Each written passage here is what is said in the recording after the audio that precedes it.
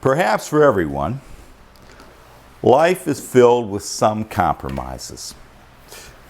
A married couple, if they're going to stay married, has to learn how to compromise on certain things.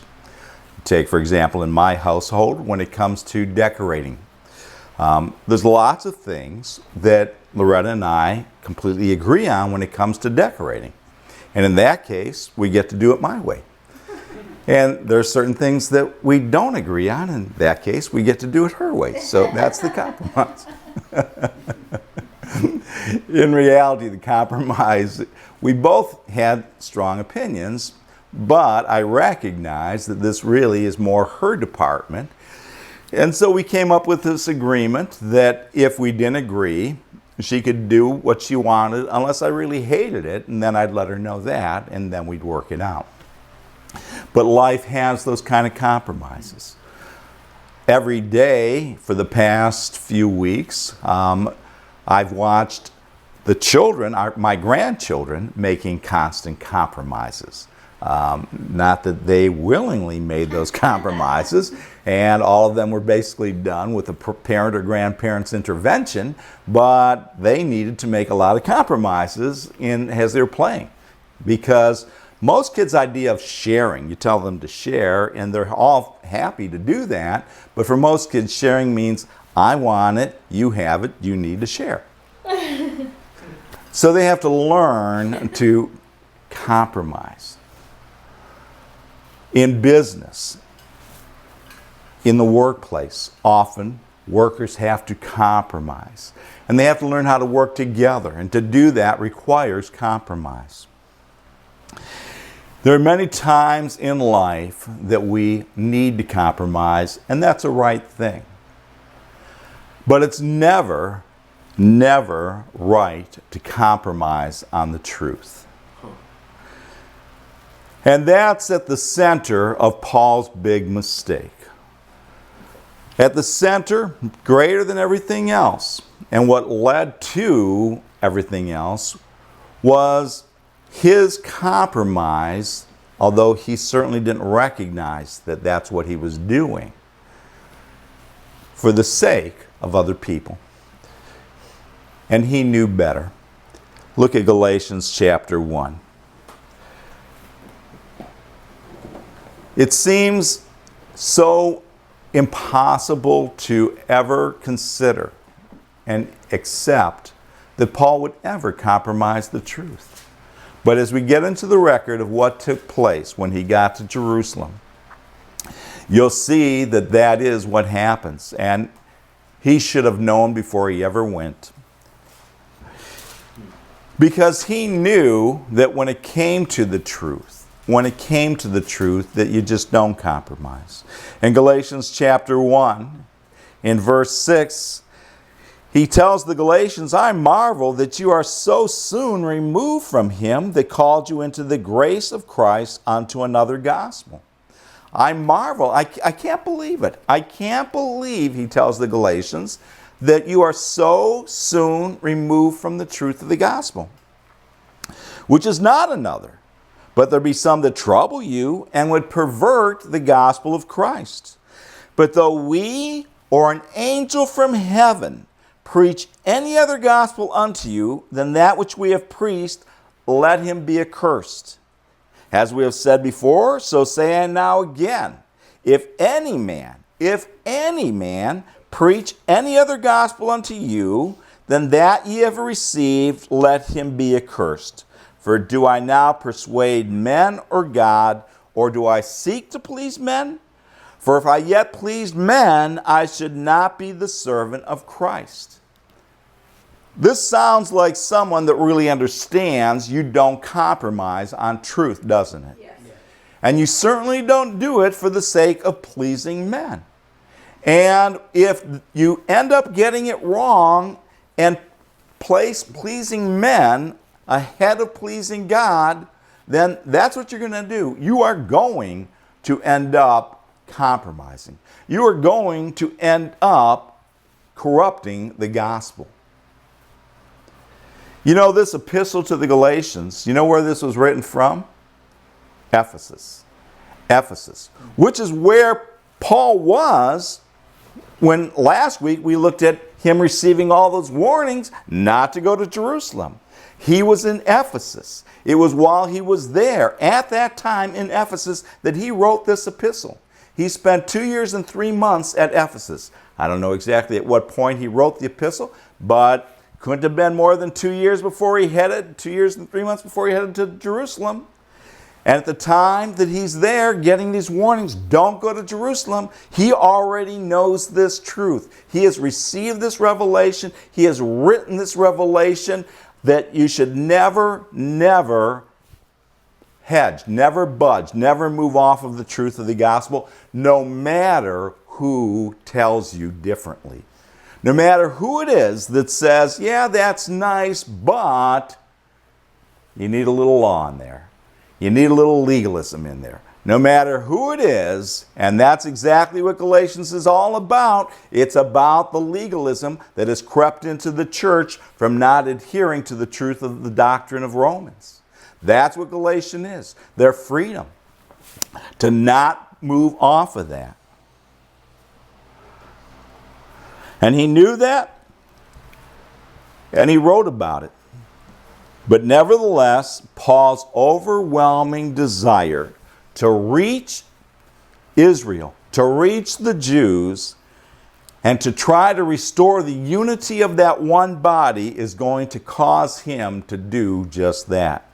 Look at Acts chapter 21. He goes to Jerusalem. Although God has warned him again and again and again and again. He's warned him directly to himself through that spirit within him. He's warned him through prophets, through people that have prophesied, through all the believers telling him, don't go to Jerusalem. He's warned them, but Paul's going to go because his heart's desire is that they might be saved, that he might reach his countrymen, that he might once and for all end this division. So he gets there, and we'll pick up the record in verse 17. And when we were come to Jerusalem, the brethren received us gladly. Oh, they're off to such a good start. They get there, and everybody's so happy to see them. They're so happy. And the day following, Paul went in with us unto James, and all the elders were present. James who's the head of the church.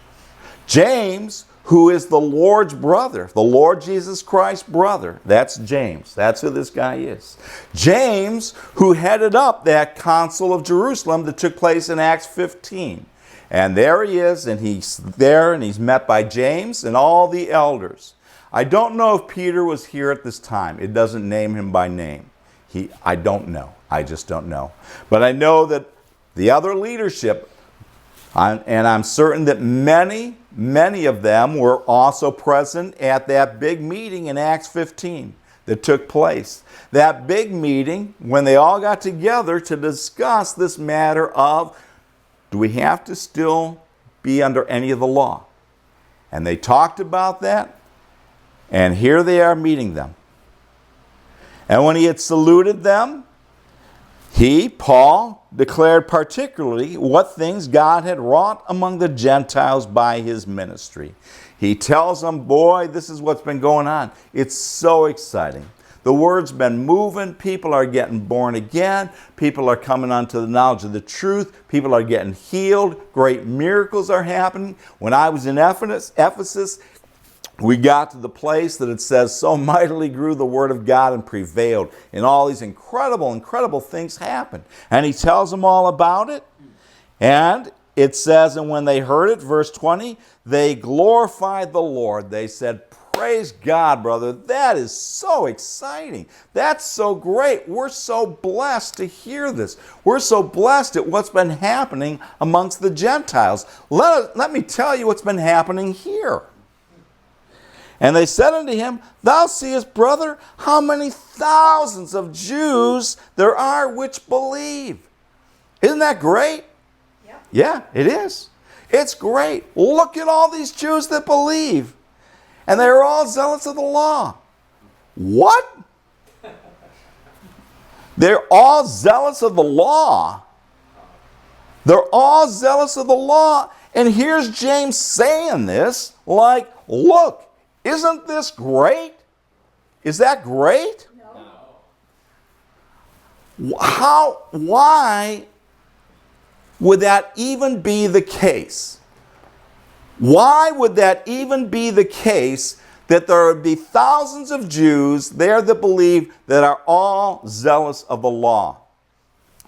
It should have never happened in the first place. It wasn't Paul who first received the revelation that the Gentiles were part of the family, the same as everybody else, and that they didn't need to do anything else. They didn't need to become proselytes. They didn't need to get circumcised. They didn't need to do anything. That revelation didn't come to Paul first. It came to the Apostle Peter first. One day Peter's on his roof praying, and as he's praying, he gets this vision. God lets down this sheet with all these animals, pigs and chickens and I don't know what else, and all these things that under Jewish law they would never eat. And God says, Peter, rise and eat. And Peter says, not me, Lord. No way. I would never eat anything that's not kosher. And God said, what I've cleansed, let no man call unclean. And he does this 3 times to get the message to Peter. And then as Peter's trying to figure out, what's he trying to tell me here besides, it's okay to have a little ham sandwich now and then. As he's trying to figure this out, somebody's outside calling him. And there it is, these Gentiles from the household of Cornelius asking Peter to come to them and to teach them. And God says, go doubting nothing. And he gets there because of this incredible vision where God said to him, don't anybody call what I've called clean, unclean. And he's speaking the word, and while he's teaching them about Jesus Christ, they get born again. And the way he knows that they're born again is as he's yet speaking, they speak in tongues. And that is proof undeniable. It is proof undeniable. So much so that later when Peter's called on the carpet, when these guys, these elders at Jerusalem, I'm sure James amongst them, and all these guys are saying, what are you doing going in to a house of Gentiles and teaching the word and having a meal with them and all this stuff? And he says, well, let me tell you. And he rehearses that whole thing. And when they heard that they spoke in tongues, they knew without a doubt that everything had changed. Everything had changed. This was Peter. This precedes Paul ever getting the revelation. This precedes Paul getting born again. This precedes, I think that's true. Yeah. No, he got born again, but he hadn't started his ministry. Right. All of that was established, known, accepted, agreed upon. Really, there shouldn't have been a need for the Council of Jerusalem. They should have known just from that event. And that event is one of the things that's then talked about at that Council of Jerusalem, if you remember that in Acts 15. One of the first things they bring up is how Peter had this happen. And that's part of what convinces them that they don't need to be under the law. They don't need to circumcise. They don't need to do anything, right? And they all agree on that. They all agree on it. And James, he's heading up the meeting, and he goes to the Word, and he quotes the Word on this stuff. James does. James understands this, not just from the experience that had happened, but also from the Scripture itself. James knew better.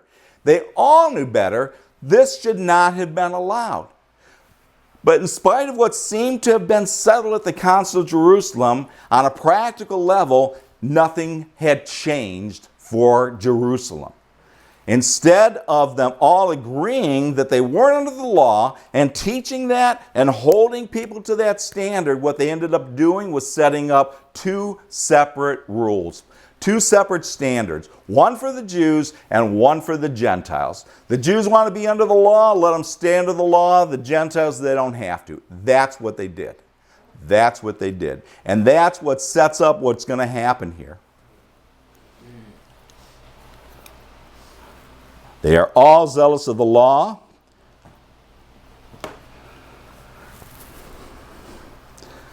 Let me just read you a little bit. You don't have to go there. From Galatians on this. Galatians 5. Stand fast in the liberty wherewith Christ hath made us free, and be not entangled again with the yoke of bondage, the bondage of the law. Behold, I, Paul, say unto you, that if ye be circumcised, Christ shall profit you nothing. If you're circumcised, if you do any fleshly act to try to make yourself more righteous, then Christ has profited you nothing.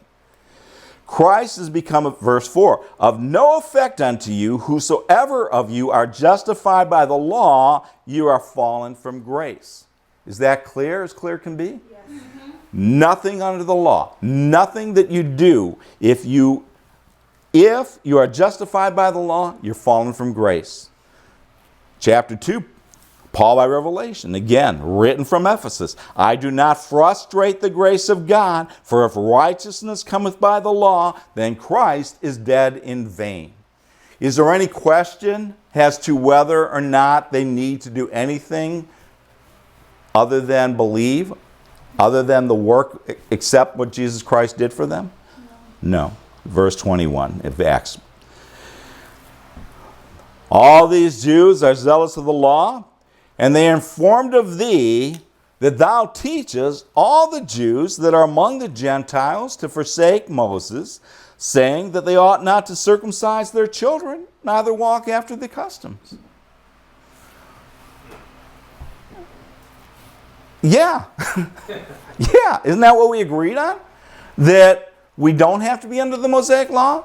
That we don't have to be circumcised? We don't have to have our children circumcised? Wasn't that what they agreed on? So why is James saying this like, what, Paul? These guys, they're upset because they've heard that you're teaching these things. Yeah, I got letters here from you, James, where you said, we agree that that's the right thing that we ought to be teaching. And that's what Paul should have said. It's what he should have done. He withstood Peter to the face in Antioch. He talks about that in Galatians chapter 1. When Peter, again, makes this distinction and won't eat with the Gentiles, although he way back had done it with Cornelius. And he withstood him to the face. Paul should have withstood James to the face. He should have said, James, why is this even still happening? But he doesn't. He doesn't. This is James. This is James. This is the head of the church. This is somebody that he loves. This is somebody that he deeply respects. And boy, again, you just have to remember what he said by revelation in Galatians chapter 1. Though I or an angel from heaven, if anybody teaches anything contrary to what we've taught you, let him be accursed. It's so difficult at times to not compromise, to get tricked. And boy, I've just seen it. I've just lived through this stuff, sadly, time and again, where people compromise on the truth for the sake of other people, in one way or the other. They want to win these people, so they're willing to compromise a bit. They want to keep the unity. I won't go into all the details, but a dear friend who I had to separate from a group of people with another dear friend because they had strayed off of the truth. And I sat down and shared all the reasons for that and where I saw they were wrong and how they had gotten off of the word and how they had gotten tricked. And this friend I was talking to agreed completely with everything I said, except, well, he wasn't going to leave the group because there were so many great people there. Such sweet fellowship. And, he said, I know what I know and I'll never get talked out of it. But you know what? A few years later, he had gotten talked out of all of it. You just can't compromise.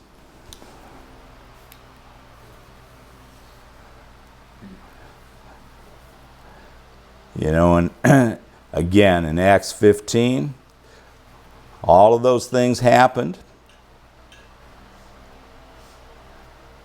But nonetheless, they just didn't really stick to what they agreed.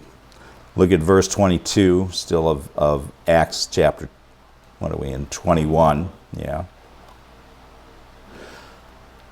What is it therefore? This is James talking. The multitude must needs come together, for they will hear thou art come. We got to get everybody together. They know you're in town. And let's just set their minds at ease. Let's just do something that will make them feel like you're on their side. Verse 23. Do therefore this that we say to thee. We just ask you to do this one little thing. It's no big deal. It's no big deal. We have 4 men which have a vow on them. Take them and purify thyself with them, and be at charges with them, that they may shave their heads, and all may know that those things whereof they were informed concerning thee are nothing, but that thou thyself also walkest orderly, and keepest the law. So they said, these guys, they've got this vow, and part of this vow is they're shaving their heads. Now, I did not take a vow. I just didn't want to look like I had taken a vow, whatever those monks did. And that's the way that was going. These guys were shaving their heads as part of this vow. No big deal, right? Not a big deal to shave your head, whether you shave your head or you don't shave your head. But if you're doing it because this is part of some vow, if you're doing this because you think that something that you do externally is going to make you more righteous, well, then that is wrong. But that's not what these 4 guys are doing, and James is asking Paul to do it with them. To do it with them, to show that you're a good guy, to show that, no, you're okay with all this law, this legalistic nonsense that they're doing. Take them, purify, be at charges, did that. Verse 25. And that thou keepest the law. Verse 25. As touching the Gentiles which believe, we have written and concluded that they observe no such thing, save only that they keep themselves from things offered to idols, and from blood, and from strangled, and from fornication. See, exactly what it's saying. 2 different standards set up. One for the Gentiles, one for the Jews. For the Jews, they're still under the law. They're still zealous of the law. And rather than reprove them, rather than show them the epistles Paul has written, rather than teach those same things, to show them that there's nothing that they can do that would make them any more righteous, and that they're fallen from grace that they try. Instead, not only do they allow that, now they want Paul to give some validation of what they're doing by doing it with them. But hey, you do this for these guys here, and we will continue to not put anything on the Gentiles that are out there.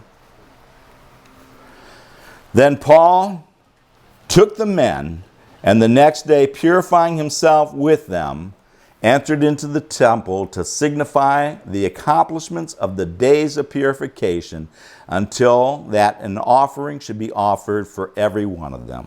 What's he do? He goes right along with it. Paul compromises for the sake of these Jews that are zealous for the law, and it's James that talks him into it. It's James who he follows, and James that convinces him that this is the right thing to do. Well, let's see what comes of it. Verse 27. And when the 7 days were almost ended, the Jews which were of Asia, when they saw him, Paul, in the temple, stirred up all the people and laid hands on him. And they're not laying hands on him to heal him. They're not laying hands on him to ordain him. They're laying hands on him. They're grabbing him. They're tearing him apart. They stirred up all the people. They incite this whole huge multitude to violence. They incite them to riot. And boy, you'll see how out of hand it gets. Verse 28, crying out, Men of Israel, help! This is the man that teacheth all men everywhere against the people, and the law, and this place, the temple. And further brought Greeks also into the temple, and hath polluted this holy place. Now, you're going to see that he didn't do what they're saying he did. It tells you what they're saying, verse 29. For they had seen before with him in the city of Trophimus, an Ephesian, whom they supposed that Paul had brought into the temple. Now, it doesn't say that Paul had brought this Ephesian into the temple. But could he have brought him into the temple? Would it have been okay with God for him to bring him into the temple? Yes. You betcha. Because at the time that Jesus Christ was crucified, God ripped that veil that separated the Jew from the Gentile from top to bottom in the temple, signifying that there was no more to be any separation between the two, that anybody should be able to go into that temple. That temple wasn't just for Jew, it wasn't just for Israel. There was no more Jew or Gentile, but now one new body, Christ. He could have. It would have been fine with God, but it sure wasn't okay with these guys. It sure wasn't okay with them. Verse 30, and all the city was moved. Moved is again stirred up, incited to riot. And the people ran together and took Paul and dragged is the word, him out of the temple. And forthwith the doors were shut. And as they went about to do what? Kill him. Kill him. This is how out of hand this has gotten. This is the consequence. This is the result of Paul trying to please these guys. This is the result of his going to Jerusalem. God warned him, don't go, don't go, don't go. But he wanted to go. No, if I'm going to go, I don't care what happens. I'm going to win these guys. I'm going to do something. And all it results is in this huge, huge riot, and they try to kill him. Verse 30, as they went about to kill him, news came unto the chief captain of the band. That's a Roman leader of 1,000 soldiers. That all Jerusalem was in an uproar. He gets word that the entire city of Jerusalem is in an uproar. This is how this is erupted. Because what? Because Paul went into the temple. And he's going in there trying to appease them. But it doesn't do a bit of good. Instead, they are just out of their minds here, the fact that he's gone into the temple at all.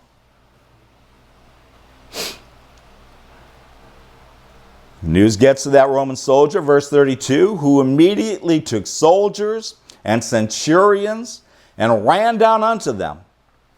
And when they saw the chief captain and soldiers, they left beating of Paul. So there they are, this huge mob just basically starting to beat him to death. And if it hadn't been for this soldier, this captain, this leader of over 1,000 soldiers showing up with hundreds of them, they would have done it, but when they see him, they quit and they back off.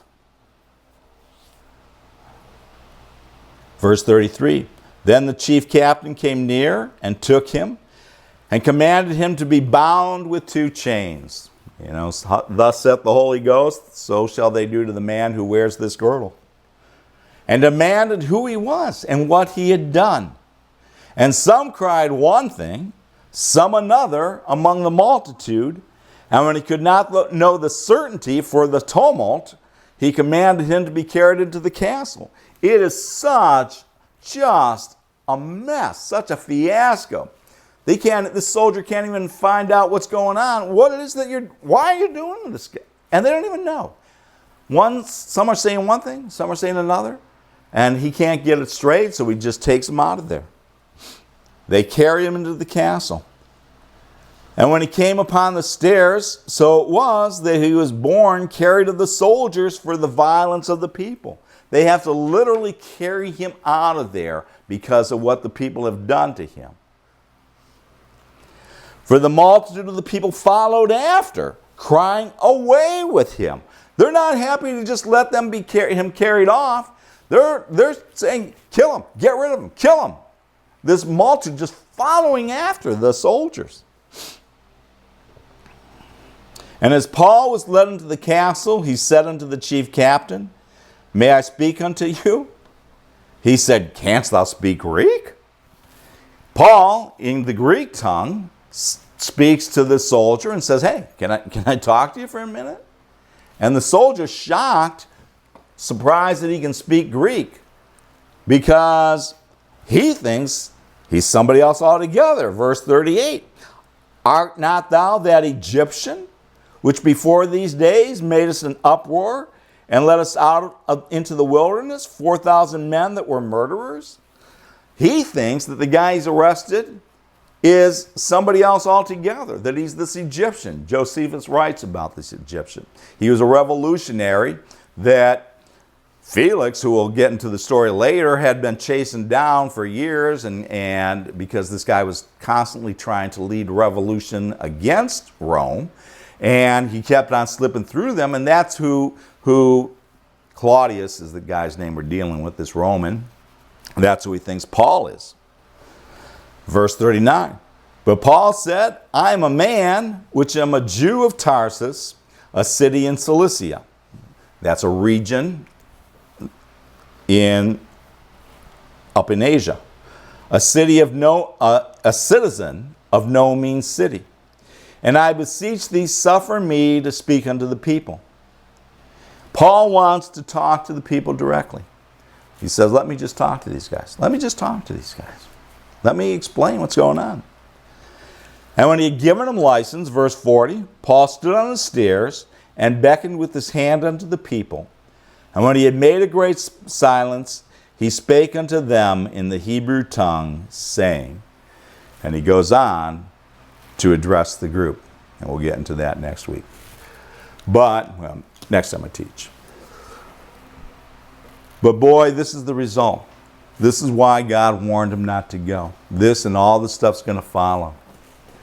It amazes me, and we'll see this as he gets into addressing them, that Paul would approach them with such love, respect, and understanding when they're trying to kill him. And that's what we're going to see, how he endeavors to help them.